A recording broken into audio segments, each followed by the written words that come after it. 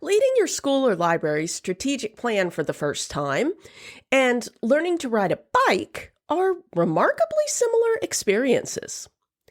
There's a lot of apprehension, a fair bit of wobbling, and a few crashes. The good news is that, as a former individual contributor, and probably a current individual contributor to higher levels of the organization, a kind leader like you actually has the empathy needed to know what you need to do or not do in order to guide your team in creating a strategic plan that's exciting, ambitious, and doable. It's just that, much like learning to ride a bike, it's easy to forget what you need to do in the heat of the moment. Or at least it was for me.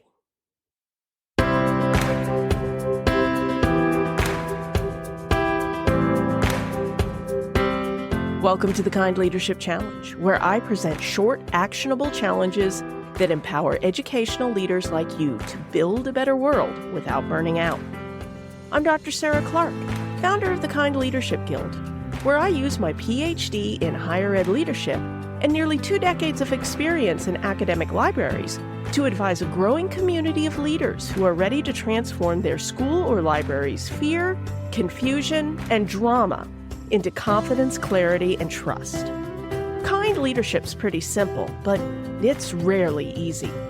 So if you're up for a challenge, stick around to learn how to create a legacy that will strengthen your community long after you're gone. I was about 8 years old in suburban Oklahoma in the 1980s.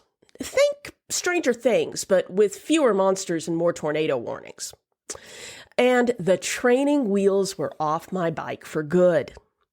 However, being the klutz that I was at the time, I was still a bit shaky on the bike.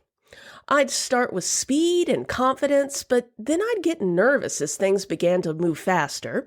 I'd look down anxiously to make sure I wasn't about to ride over a pebble or something, and then I would steer right into the back of the neighbor's pickup truck. But this Saturday was different.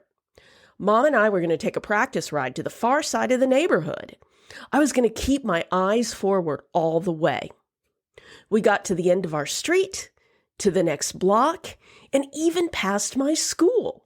And I was doing it. It was one of the first times I actually enjoyed riding my bike.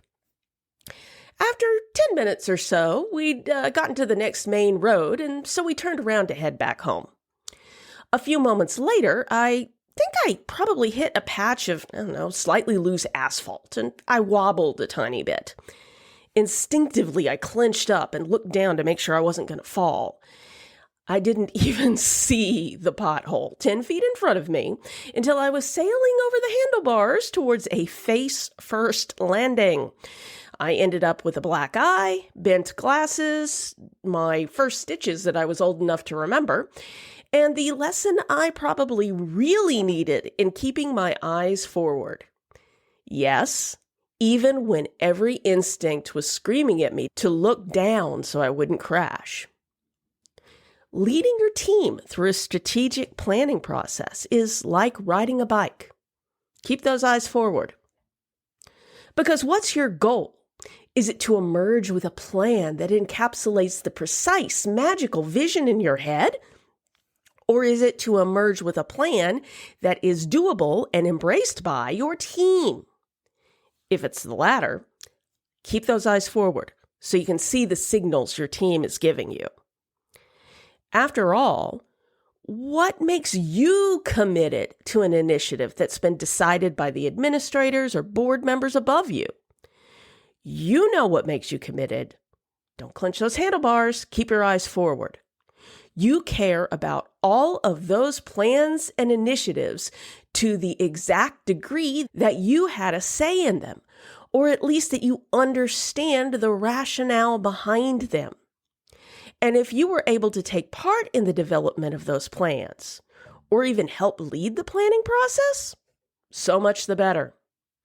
So now that you're in charge, return the favor that other leaders gave you, relax, and let go a little. You'll crash if you don't into a pit of micromanagement and burnout.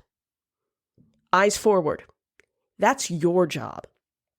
Let your team and your own leaders see what you see in your organization, the good stuff and the bad, the possibilities and potholes. Once they trust you to share what you know, they'll open up with their perspective and almost certainly will have ideas that wouldn't have even occurred to you.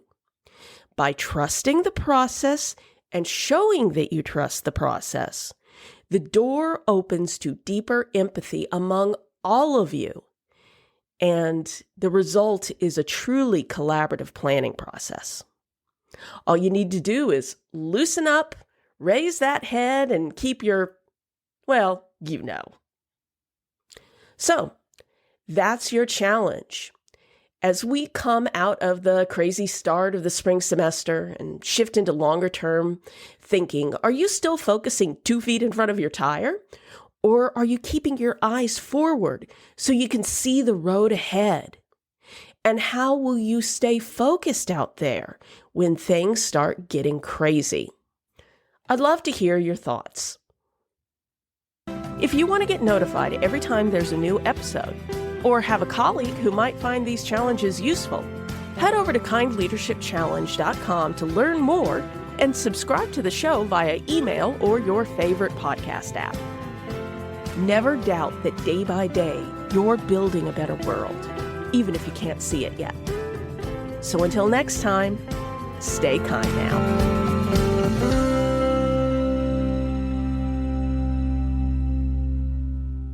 Oh, one last thing. If you're ready to take on this week's challenge but not sure how to start, head over to kindleadershipchallenge.com/next to download the Next Steps checklist.